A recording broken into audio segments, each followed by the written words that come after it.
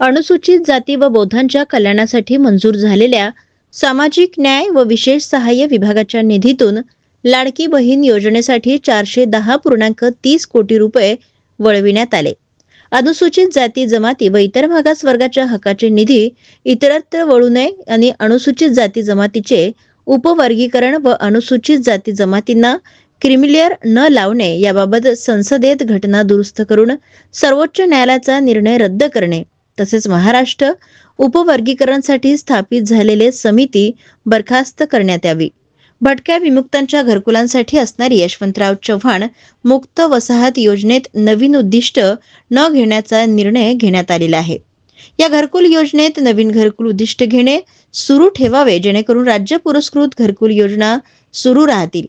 14,000 जिल्हा परिषद नगर परिषद शाळा बंद करण्याचे निर्णय रद्द करावे.